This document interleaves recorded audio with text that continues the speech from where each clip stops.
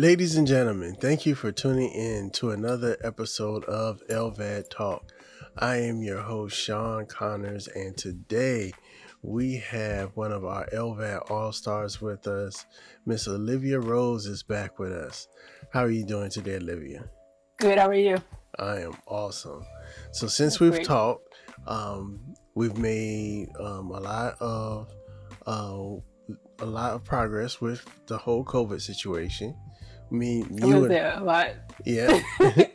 you both have gotten vaccinated.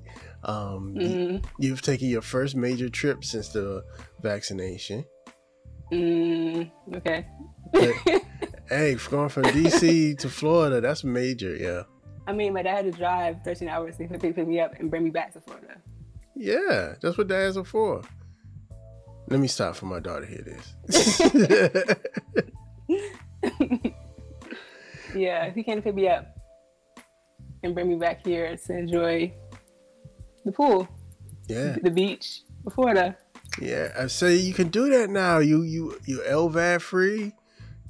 Yes. Yeah, you can do that. I was so jealous looking at your pictures. Oh, that water looks so good.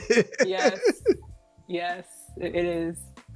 So was that your first time getting in the pool and going to the beach? In a pool, yes. My first time in the pool. Last year I went to the beach. I didn't really get in the water though. I don't know if that counts. Oh, so what was it like getting in the pool for the first time? Please tell me, because I can't wait. I can't actually breathe under like not breathe. I can't hold my breath underwater. That sounds stupid, but I can't do it anymore. But you got to be in the water. Yeah, it's nice, but I want to be able to breathe like underwater. Not breathe under. It sounds stupid. Like be able to breathe while I'm not breathe. Okay. Be able to hold my breath while I'm underwater. I can't do that anymore. Okay. I have to relearn everything. Yeah. And I feel I'm gonna be the same way because that was one of the few physical things that I actually enjoy doing. I used to love to swim, and I haven't been in a pool in about almost 7 years now. Wow. Yeah. So mine was what 3 years. Was it 3 years? Since 2018. So yeah, 3 years. Yeah. So once I do get in there, I may not know how to swim no more, but I'm gonna be in there. So we was talking, and you said it was a couple of things that you wanted to talk about, you wanted to address that you didn't get a chance to talk about during your first visit to the podcast. So what is on your mind, Ms. Rose? My stroke, first of all, first and foremost. Well, my first and my second stroke. Those were really, really like trivial times. Like they're really, really, like, it was really hard to see myself as a human being, if that makes sense. I had to go through so much therapy, speech therapy, physical therapy, occupational therapy, all of that, just to be able to function in this world today. So when you had so you had 2 strokes, and they were both before you had your LVAD, right? Yes. All right. So I guess there's no way of saying which one was worse. I guess either way it's a bad situation. Actually, the second one was worse than the first one. Okay. So did both of them, did you like lose your ability to speak, or how do you say? The first one, I lost my ability to speak, but it came back. Like literally, they gave me the TIA medicine, and it came back within like 5 minutes of them giving me the medication. The second one wasn't like that at all. Like the second one, they had to actually go in and do they had to remove the clot from my brain. That was a whole ordeal. Right. That one was really bad. I lost all the feeling on my right hand, my right side. So I know that has to be a scary situation. Like I'm a podcaster. If I had lost my ability to speak, I don't know what I would do. It's terrible. It's terrible. So on the second time, how long was it before you got your speech back? I'm still working on it. Girl. 2 years later, and I'm still working on it. So y'all don't let Olivia fool you. What are you talking about? Olivia is a great role model. She inspires me. Olivia was a professional bodybuilder before her stroke, and she gets in every day with the weights right now. So yeah, don't let her fool you now. She's come a long way, and I'm very proud of her. Oh, thanks. Yeah, man. So you went from losing the ability to use your right side and your right hand, and like even writing is hard for me right now. okay. Like my writing is terrible, horrible. Do you still go through like physical therapy for it? No. Mm-mm. Okay. It's just something I have to keep using it. So I have the book where you can write in the book. Mm-hmm. And you actually trace the letters. Mm-hmm. I have that book. So it's like relearning how to write again. Yes, everything again. Right. I can't dance. Uh-huh. I can't. Well, I couldn't do that in the first place. So. I don't know if it's fear of embarrassing myself or what it is, but I just can't dance in front of people. Uh-huh. Well, with the writing thing, is it like going back to elementary school and learning all over again? Mm-hmm. Yes. All right. So now let me ask you this, because I'm just curious. Is it different for you writing like standard letters versus cursive? Yeah, it's different. Mm-hmm. Is it harder? My cursive is actually terrible. Okay. Right now. Wow. Yeah, I actually write much slower than what I used to. Uh-huh. So how long was it before, during the second stroke, how long was it before you got your ability to speak back? That's a crazy question. I don't know. Because after I had the stroke, I was back in the hospital within 4 days that I got discharged. Mm-hmm. And then I had the LVAD within 3 weeks later. Okay. So all that is a blur. Right. So you were going through stroke therapy and heart therapy at the same time. Mm-hmm. Yes, basically. Wow. Actually, I was in the hospital for the stroke, mm-hmm. and then I got sent back home. And I wasn't. My parents said I wasn't right, so then they brought me back to the hospital. Mm-hmm. It took them forever to figure out what was wrong with me. And when they found out I had my heart ejection fraction was lower than what it had ever been, mm-hmm. then they took me to the cardiac floor. Okay. So while you were dealing with your heart issues, all right, so a lot of times, have you ever heard the saying where, like, if you get a headache and then somebody steps on your foot hurts, so you forget about the headache? Mm-hmm. Was it one of those things where the heart issue kind of took over from the stroke, or were you still aware? The heart issue actually took over from the stroke. Okay. I was aware I had a stroke. Obviously, mm-hmm. I wasn't able to talk. I wasn't able to express myself with words or communicate with words at all. Mm-hmm. I had to type something up on my phone for everybody to see. Okay. This is what I'm trying to say. Wow. Mm-hmm. Yeah. That's incredible. But I know, because I follow you and we talk to each other all the time, mm-hmm. and I see how much progress you have made. So, mm-hmm. You telling me that story and me sitting here smiling is because I know how far you came. Mm-hmm. And I think that is incredible. Thank you. Yeah. All glory to God. Of course. It's all God. It's all God. Don't get me in here shouting. I couldn't have made it this far without God. We just got out of church yesterday. Don't get me in here shouting. I'm trying to hold it down now. You better stop. I mean, it's true. It's all God. All of this, everything I've been through, everything that I'm going through. It's mm-hmm. all God. Yes. Yeah, we can't do it without him. Walking miracle. Mm-hmm. And sometimes he has a way of getting your attention. Yes. I can relate to that because he definitely got my attention. And I've always talked about how, I came up a preacher's kid.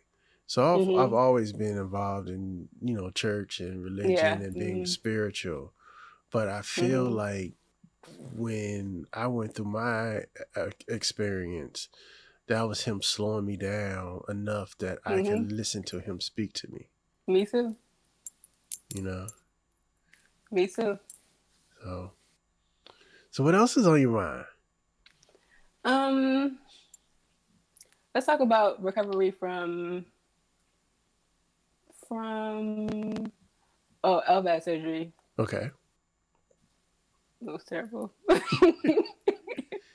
And so you were the first person I had on the show that had actually had a transplant. Mm-hmm. And that was one of the things I was asking you about, how the two were. And everybody I've talked to since then was like, you're right. It's like the LVAD recovery is way worse than the transplant recovery. Way worse. Like, it was so bad. Which gives me... And mind you, I had to recover from a stroke and the LVAD. Right, right. Sometimes it was harder. But, that kind of gives me hope because I'm like, yeah, when they do call, it's going to be a piece of cake. Because I got through the first one, so, I can get through the second one. Mm-hmm. So what was your recovery like? I mean, was it a lot of physical therapy? The physical therapist had to come to the house to see me. The speech therapist had to come to my house. The occupational therapist had to come to my house. And a nurse had to come to my house 3 days a week. But being an athlete, though, because I know your work ethic, was that more of a challenge for you? Nah, bro. Nah. Nah, it wasn't. It was not in any way, shape, or form. Yeah, it was not enjoyable. Terrible. Yeah. My mom had to bathe me all the time. Uh-huh. Wasn't. So was it the physical challenges or was it the mental challenges? Physical and mental, but mental more than physical. Yes. Mental health. Mm. Mental health is very important when you're going through these things. This is so important. Mm-hmm. My mom. Huh? What were you gonna say? Go ahead. I'm sorry. Like my mom, I wasn't acting myself. She could tell I wasn't myself. I wasn't the bubbly person that I usually am. Mm-hmm. She just saw me like just basically looking at life with a downward look. What's the thing? What do you call it when you're down on life? Okay. Yeah, just told me I had to go see a therapist. Yeah, I think a lot of times though, especially with the surgery and your nurses, and they are always emphasizing the physical recovery, but I think maybe they need to look more into preparing you mentally for what that's like. Because a lot of us, we're strong going into it, and then when you're independent and then you have to rely on somebody else, exactly, that you take a hit, in your confidence. Mm-hmm. Confidence. That's the word. Confidence. I had no confidence at all. I had these batteries stuck to me. I had to walk around with batteries everywhere. Mm-hmm. But my confidence was at an all-time low. So were you self-conscious about the batteries? Yes, I was. Yeah. At first I was. Mm-hmm. But later on, I accepted it. Yeah, I can't front. I was too, because I was like, I look like I got a purse. Why am I walking around with a purse? And people going to think I have a purse. And but then, me being me, after I got it together, I was like, how can I make this fly though? So, yeah. I was there. And I think, that's one thing, men, we might have to deal with that you guys don't. Mm-hmm. It's easy for you to get away with a bag because people are used to women having bags. But when I walk out the house with a purse, like, I'm ready. Actually, no. It's really terrible when you have to go to like games and stuff like that. Things with metal detectors. Yes. And you can't go in the metal detectors. I remember the first time I had to go to court. Yeah, after I had my LVAD, and the dude was like, "Come on through," and I was like, "No," and they was like, "What you mean, no?" I was like, "Hold on, calm down, calm down. I can't go through. I got a medical device." So then they made me come around, and they wand you down, and he felt me up a little bit. And I was like, "I'm not sure if that was a part of the whole protocol." Because you can't go through the metal detector, so they kind of got to be a little physical And it's with you. embarrassing. It's embarrassing. It's like, what are you doing? Why do I have to stand to the side and do all this? And everybody's looking at you like, oh, what does that person have? What do they have? Right. Yeah. What are they, a terrorist? What they got? Exactly. And quite So, honestly, that's one of the reasons I haven't flown, because I just don't feel like dealing with the hassle. I didn't fly when I had my LVAD at all. Mm-hmm. I just don't want to. I'm always too worried about if there was a hospital here, if there's a hospital there, if there's not a hospital, then we couldn't go. Mm-hmm. Yeah, so I didn't travel anywhere with my LVAD. One of the things that led me to my LVAD was I had what do you call it? Like when you got the fast beating heart. And Arrhythmias? Yeah, I had the Afib. Okay. And I noticed one of the times while I went to major Afib and didn't realize I was traveling for work and flew from Virginia to Boston.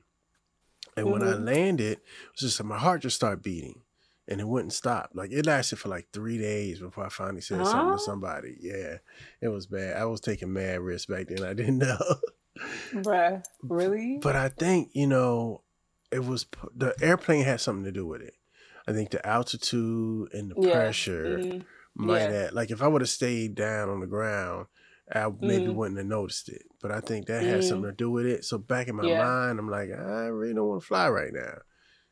Yeah, that's not a good idea.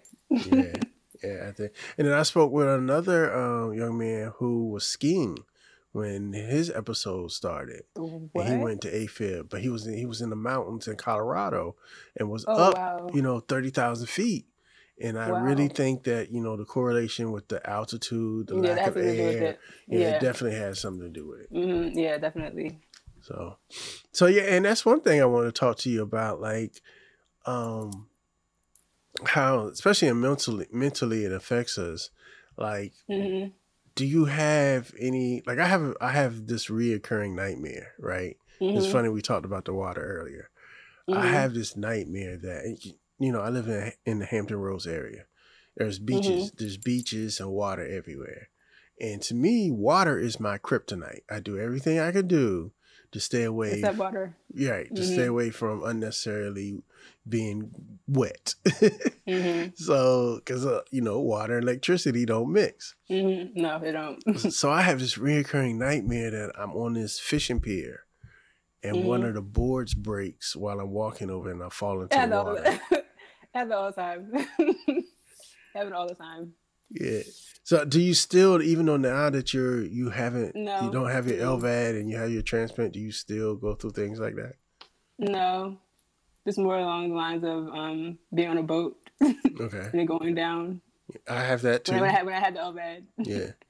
I have that too. One of my church, we have a very active men's group. And one of the trips they took right before COVID was a fishing trip on the boat, out into the Atlantic and deep sea fishing. And I wanted to go so bad. But no, I was not getting on the boat. Nah. I'm not doing the boat. I'm sorry. Yeah. My cousin actually wanted to do a boat ride for her wedding, her the bachelorette party. And I was like, I'm not going on a boat. No. Right, I'll send you a gift card or something, but I'm not getting on the boat. Yeah, I was not. So the other day, we have these tunnels here, and they go underwater. Like, yeah, I've seen them. Yeah, so I caught a flat on a bridge on the way through the tunnel. I caught a flat tire. My tire blew out. So we're on this bridge, and the speed limit is supposed to say, I feel different now that I've had this experience. The speed limit is supposed to be 55. But, when you get on that bridge, we do about 80, 85. Because it's a bridge, the cops can't do nothing to you. Yeah. And you got that long stretch, so people just usually hit it. My tire blew and I had to get on the side of water, on the side of the bridge. And all you can see is when you get out, the water straight down. Yes. And then the bridge is shaking because the cars and stuff. Yeah. I was like, oh. How'd you do it? How'd you do with that? I had to have a drink after I got home. Uh, That's crazy. yeah, it's the little things that, set you off. Like, because we had to stay in the car until like the emergency people came and they stopped. They have to stop the tunnel or at least one of the Yeah, stop the lanes so you can traffic. go. Yeah, and then they pull you on out of there and they help you and they change your tire or whatever. But when you get out of the car, I was on the driver's side. I put over to the side. I had to go walk around the back, and all I can see was the water, and it's only like this little concrete thing that may be like 4 or 5 feet high. And no, it was night, but no. What? That's Yeah. crazy. Even I would be scared. It was not like, I'm a grown man. I was like, y'all hurry up and get off this damn bridge. How long did it take you to get off the bridge? Oh, maybe about 30 minutes. It's a long time. Yeah, because we had to wait. I had to call 911, talk to state police. State police had to call the tunnel people. One of the great things about living down here in Virginia, though, is our tunnel people don't play. So it took them maybe 10 minutes to get to me. Then they had to stop traffic. Yeah, but it's a major. Like, I felt bad for people because I've been one to cuss people out because of the tunnel being backed up. And now I see, Now look at you. Right. Yeah, I'm sorry, y'all. I caused the tunnel to be stopped. So it's your fault. But yeah, I have issues with water, and I love water so much. Me too. I love water. Actually, the beach experience was great down here in Florida. So great. Yeah. So we're getting in the water and getting everything wet. Your hair and everything, your whole body wet. Everything. I can't wait for that experience. I've said it time and time again. Soon as I have my surgery, soon as I'm clear, I'm going to find me either an Airbnb or a hotel with one of those. You ever seen the movie Scarface? I wish. Yes. You remember that scene where he's in that big tub in his bathroom and it's in the floor with the bubbles? That's going to be me. Goals. That's gonna be me. I don't smoke cigars, but I'm gonna have me a cigar. It's gonna be there. It's gonna be a prop. I'm gonna have me one. I don't think that.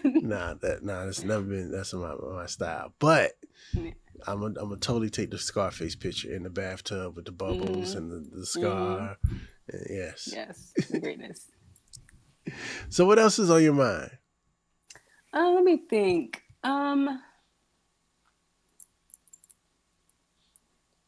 Did you have to do cardiac rehab? Yes and no. It wasn't really that bad. Like, most of my rehab was done in the hospital, but I'm very hard-headed. So I was like, no, I'm going to do as much as I can. What? Yeah, I think my home health nurse came maybe about 5 times, if that. Yeah. Yeah. And at the time. After your LVAD surgery? Yeah, after my LVAD surgery. I wasn't. She had to come 2 days a week. I was trying to change my bandage after like the 3rd month. Yeah, I couldn't move my right hand. I'm right-handed, by the way. So I couldn't do any of that stuff. But that's because you were still dealing with the stroke, though. Yeah. So so let me ask you this about your stroke. Do you think that we do know that strokes and heart issues are related? Yes, they are. Do you think now that you went through what you did heart-wise that you I want to say heal, but you have less of a chance of having problems with strokes again? Actually, no. Actually, the more times you have strokes is the more times that you're more likely to have another stroke. So I'm a high stroke risk patient. Okay. Always. One of the things that's always amazed me about you, though, is that you're so athletic, but still ended up having heart problems. I was the healthiest person in my house. Yes. In my family. And that's just. I ate healthy. I worked out 7 days a week. I did everything you're supposed to do, and I still got sick. Yeah. But again, that's because my dad's side of the family, they have bad hearts on his side of the family, so. It was hereditary. Yeah, it's hereditary. Yeah. And it skips a generation. Yeah. And by us being African American, Black folks, we have a higher risk of having heart problems. But I think that's because of things that happened in history that we didn't have control over. Nope, we didn't. I'm trying to be very politically correct. I know. But damn it, it's because of slavery. It's because of slavery. It's because of Tulsa. Oh, hey, you see my shirt? You see the shirt? Hey, I like it. It's nice. Yeah. My great-grandmother was a survivor of Black Wall Street. Yes. Yeah. But yeah, I mean, all that's related. I mean, if you think about slavery, one of the things about slavery that makes us so susceptible, one of the words, is susceptible, you're right, is our bad diet that we was fed for hundreds of years. Like they gave us the parts that they didn't want, and we had to do what we can do with it. And you know, I don't care how many times you eat pig guts, it's just not good for you.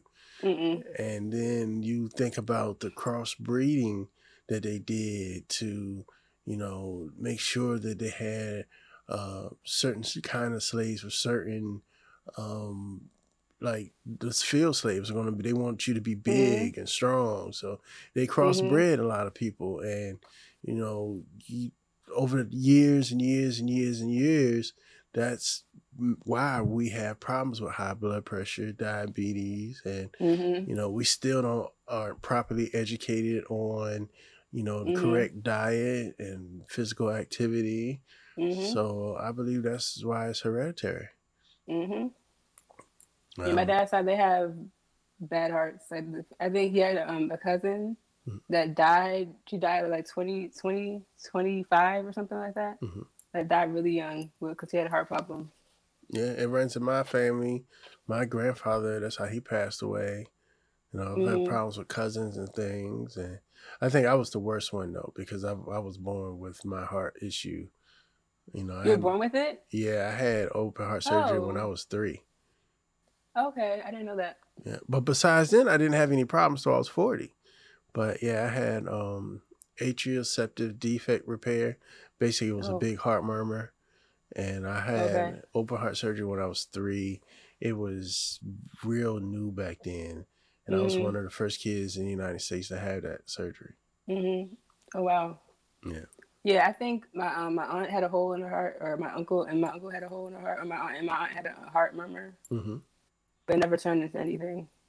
A lot of times, my dad is fine. A lot of times, as you grow, it heals itself. But yeah. In my case, it didn't. It was like a little flat, so they had to go in there and repair it. Wow, it's crazy. Yeah. So, what was I gonna say? After transplant surgery, the walking and stuff. There's the what do you call it? The rehab? Is it rehab? Not rehab. What do you call it? Physical therapy? No, the recovery. Recovery. Recovery was so different for the transplant. They had me up and walking. Like the day I woke up, they had me walking. Yeah. Up and walking. I had all these IVs and everything in me, and I had the you call it things, the chest, you call it the chest, was it the drainage things? Yeah, the drainage things, and everything hanging off of me, and you're walking. It's crazy. Yeah, I hate that pole. Why? All right, so first of all, when you have a surgery like LVAD or transplant, you automatically a fall risk, right? Then, like you said, you got all this stuff hanging off of you, and you're trying to walk. And I know you had the yellow fuzzy socks. They make everybody have them yellow fuzzy socks. And then you got the pole, and you're trying to hold on to the pole. And... Actually, no. Actually, the transplant, they have it's like a cart. Okay. That you walk on. You have to hold your hands over the top of the cart. I have a picture. I have a picture of it. I'll send it to you. But yes, it's like a cart, but it's still hard either way. I'm like, how you expect me not to fall? And I got all this stuff. Yeah, I didn't have the pole. Actually, I don't feel like I walked. I walked until 2 weeks after I had the LVAD. It was too painful to walk. Yeah, you know, and to teach me how to walk, I had to learn how to walk again. You know, one of the things that I had to deal with after my LVAD surgery that I never thought of, I was constipated for 2 weeks. Huh? Yes, because, I think we talked about it last time. Yeah. We talked about that. That was the worst. That was worse than, like we were saying earlier, you know how you have one pain, you forget about the other pain? Maybe that's why my recovery was a little bit easier. Because that was the worst. That was worse than my chest being split open and all that. That was, it was terrible. It was terrible. How are you based on pain wise? How are you? I don't normally have too much pain. You know, I mean, I'm 6 years out. So yeah. So when I do have pain, it's because I've done something stupid. No, I mean during your recovery process. Oh, during my recovery? Yes. I have a high tolerance for pain. Me too, but still. Now I ain't gonna front like it ain't hurt. Yes, it did hurt. It did hurt. But by the time I got home, it wasn't that bad. It was more uncomfortable than painful for me. Well, I was in pain all the way until I got home. And a few weeks after I got home, I was on pain meds. I stopped the pain meds because I felt that I was starting to enjoy them. And that was one problem I just didn't need. I just, because, you know, I watch all the TV shows and how people, that's how they start out with a heroin addiction because they had a surgery and they got on the pain meds. And no, I didn't need that in my life. No, I needed it. I was in pain, like real pain. Everything hurt all the time. Well, how long was it after your LVAD that you were able to get up and get out and kind of do your own thing? Had it in January, in April. Okay. Is it April that I started cardiac therapy, cardiac rehab? I think it was April. Okay. Yeah. Yeah, see, I was hard-headed. By myself. I was real hard-headed. And that was the pain part. I wasn't listening, and I got up and decided that I wanted to drive because I was grown. I was a grown man. I had my own car. I wanted to drive to the store. You can't tell me I can't drive to the store. I want to drive to the store. And that drive to the store tore me up. It was like it set me back like a whole week of recovery because I was hard-headed. Exactly. You need to listen to your doctors and your nurses. And listen to your body, too. I wasn't allowed to go anywhere. My mom had her eye on me like a hawk. Yeah. I wasn't going anywhere. But I had to kind of get up and try to be independent. But, yeah. Like I said, I paid for it. And that slowed me down a little bit. But still, I was real independent. I was real adamant about I'm not going to be laid up here. One of the things, my bedroom is upstairs in my house. But when I came home, I had to switch out with my son and have his bedroom because it's downstairs. So that was one of my goals. I want to be able to sleep in my own bed. And that helped. It's just a lot of little walking goals. Walking up the steps, that was actually really hard when I came home from transplant surgery. Yeah. Oh, okay, from transplant. Yeah, actually transplant and LVAD. It was hard going up steps. I had to go upstairs to my room. And I had to take 5 breaks. I had to climb 2 steps at a time. It was not pretty. So, you know, and another thing that amazes me is like you're very disciplined. I could tell by your workout regimen that you're disciplined. Did that help with your recovery? I think it did. I like to be in a routine, create a routine for myself so that I'm able to follow it better or easier. But I am disciplined. Yeah, because I mean, it's time. I have to talk myself into going to the gym. What? How? I just do. All right, so there's another thing we could talk about. Before we were talking, I was telling you how I was going to the gym every day, and then COVID hit, and that totally set me back a lot. Me too. Yeah, and now it's like I have to start over. Mm-hmm. And it's really frustrating Yes. because, especially cardio wise, because so when I started, I was able to do a couple minutes on a treadmill. And then I built it up to 5 minutes. And I did 5 minutes, and then I was able to build it up to 10 minutes. To eventually, I was able to do 45 minutes to 60 minutes on a treadmill. Man, I went What are you doing now? I went back to the gym the other day.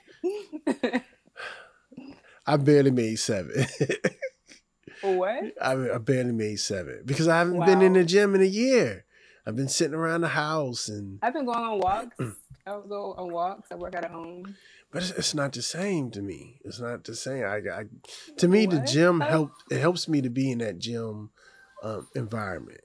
I think I get sidetracked too much at home, and it's too many things to distract me. The kids and the dog, and if my computer's here, I'm going to want to work. So I have to actually remove myself from that environment. What? I don't have to be in the gym at all. But I have to work on that. That's not me though.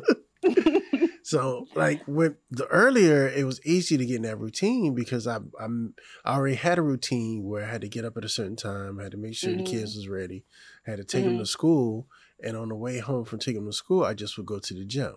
Yeah, it's easier. So that whole routine was blown away with COVID because now they don't leave the house. They're at homeschooling. I don't have a reason to leave. The people are telling you not to leave your house because the COVID is outside and it's going to get you. You know? So now I'm trying to get back into, now that I have my vaccine, now that I'm comfortable with going into the gym, I just got to start building that routine every day. I did it 5 days a week. Okay, I see you. And I totally felt like I missed the gym when they said you couldn't go to the gym. I was like, what you mean I can't go to the gym? And people were like, you actually want to go to the gym? I was like, yeah, I like it now. You know? But now it's like I got to start all over again.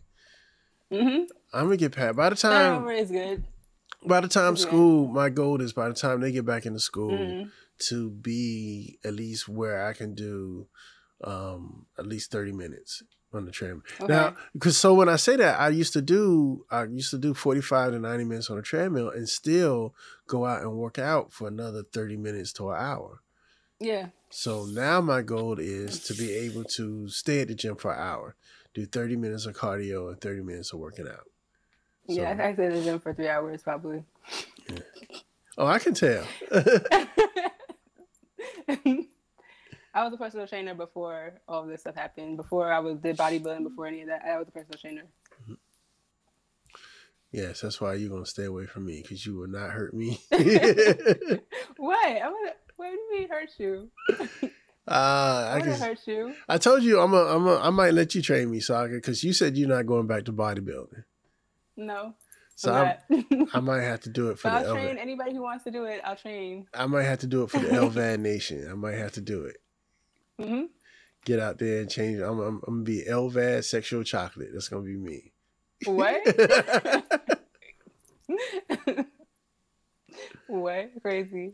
So yeah, I'm getting back on my whole physical journey. So that's why you should document it. Make sure we all see it. I'm thinking about doing that. We all want to see you. Yeah, I'm really thinking about because I got some other things I got on the wraps that I want to do for health wise, and I am thinking about maybe making a whole new podcast about my journey. Do it. Now you sound like me pushing you. All right, so what else you want to get off your chest while we're here? Mental health. I think it's so very important to be able to unload yourself, so to say. I feel like it's so, I think in the Black community, I don't know about you, but me, it's looked down upon. Like you're weak, or you can't handle that, or you can't handle this, or you can't do this, you can't do that. And I feel like it's looked down upon in our community. And I feel like it shouldn't be looked down upon because almost everybody has mental illness. Yeah, I do. Again, I've always said that You should be.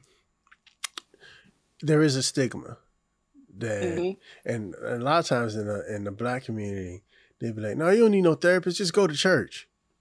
Exactly. But it's two different things. That's two different things, you know. You have a therapist and still serve God at the same time. Right. You can have your spiritual health and your mental health. Yes. You know, that's two different things. And, you know, like you have doctors for other things. Like you have an eye doctor, and then you have a general doctor, and then you have a foot doctor. So why can't you have a head doctor? Makes no sense. Right. Everything needs to. Yeah, but I feel you with the stigma. And then especially going through what we have gone through, you know. Bruh. Like, I would tell anybody to seek therapy, seek therapy. Actually, when I had the LVAD surgery, palliative care came and saw me all the time. Did they come see you? No. Oh. No. Well, but I did have for 2 months though, so I did have a psychologist that through our LVAD program, through the Advanced Heart Clinic, there's a psychologist that talks to you and follows you. But yeah, I think I had that too. I think I don't remember. I was out of it. Yeah, and we actually became pretty good friends. But yeah, I do think that just as important as a physical therapist, you should be assigned some type of mental therapist. Exactly. Yeah, and just for like, if you go to the regular doctor, it doesn't hurt to go see a therapist every once in a while. It's not saying. What's so bad about therapists? There's nothing wrong with a therapist. Because people want to say that you. On my other podcast, I interview therapists, and it's a stigma that people think that when you talk to a therapist, you're crazy. No. But sometimes that could going crazy. Right. That could be preventive medicine. You know what I mean? I was going crazy, yes. Yeah, and I think a lot of times when it's just like a physical ailment. If you don't take care of it, it's going to get worse and worse. Exactly. So yeah, I'm with you on that. Exactly. It's nothing wrong with it at all. At all. Yeah. And I'm actually thinking about, now that my kids are getting older, maybe we might do family therapy. Yeah, I think it's important. Yeah.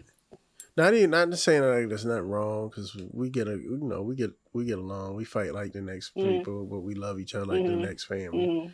But yeah, you know, and especially, you know, my kids lost their mother too.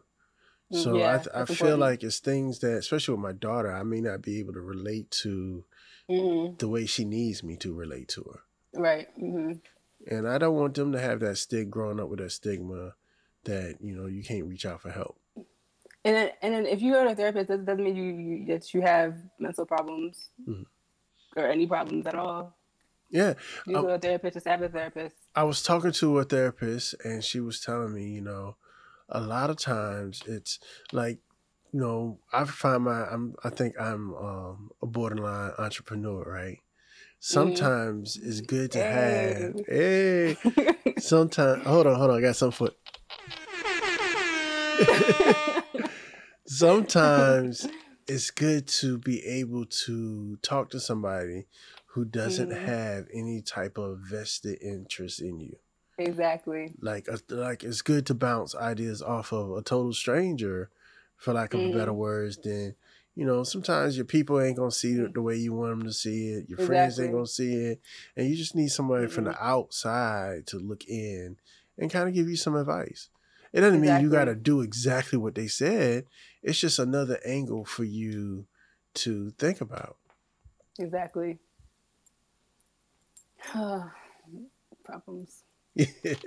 But, you know, and for me, though, doing these podcasts, that's therapy for me. I can see that. And I feel that a lot of the people I talk to... It's therapeutic for me, too. Yeah, it's therapy for... Right, that's what I'm saying. To be able to get it off your chest. Because we went through a unique situation that just everybody can't understand. They want to understand and they mean well and all that. But nah. until you had to change, you be outside and you have your batteries beeping, and you got to run to go change them.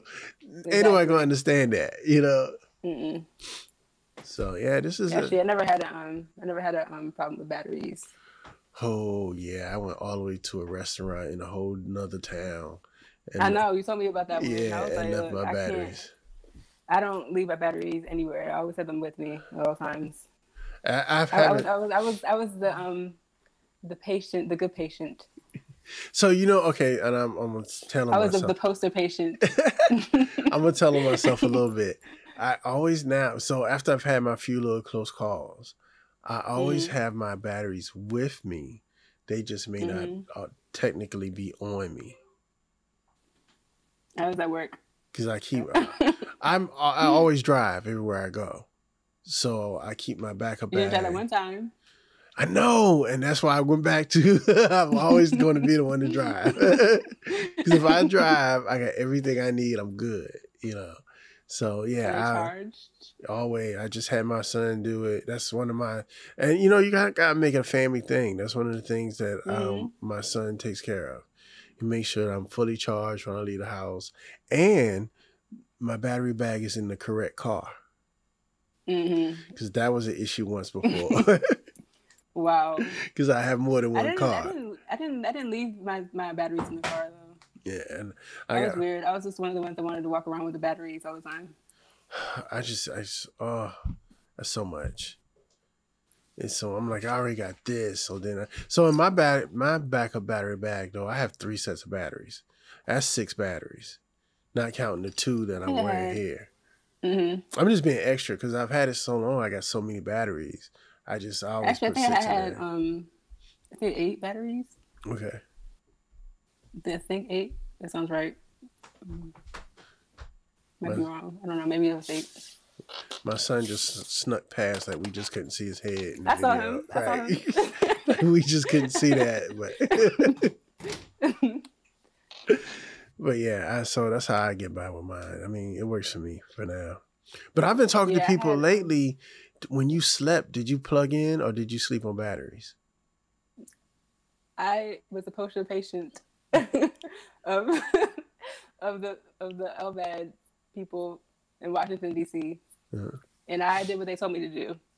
Well, I've been talking to people lately. I slept attached to the wall. I've been talking to people lately that say they sleep on battery, and I just can't. I mean, I'm a wild child, but that's certain things I gotta draw the line at. I can't do it. Yeah, I don't do that. I do everything according to what they tell me to do. And that's it. That goes back to, I think, though, the discipline and the whole working out thing. Yeah.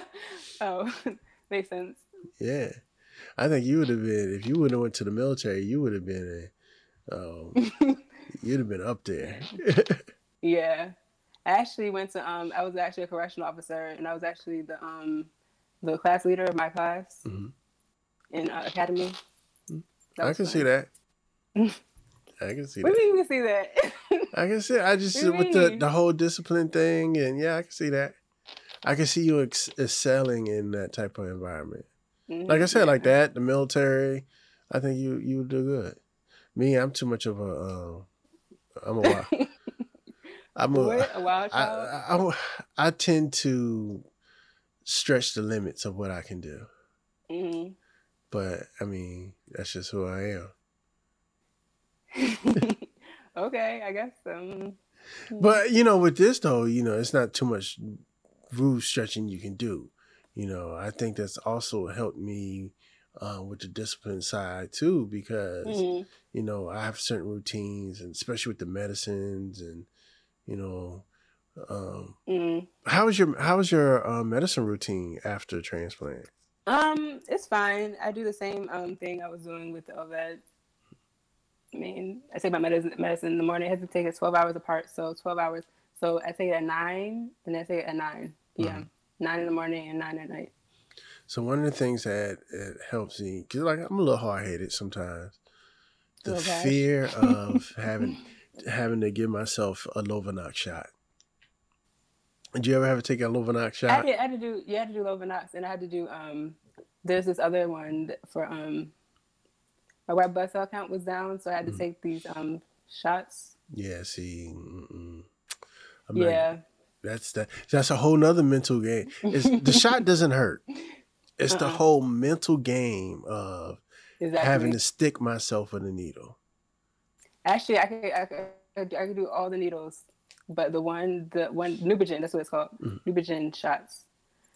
My mom had to give me those shots. I couldn't do it. Yeah, and the Lovenox shot to me hurts. It just, no matter what I do. That needle is really small. The other needle for the thing I just mentioned. Yeah, it's one of them long ones, right? Bigger. Yeah.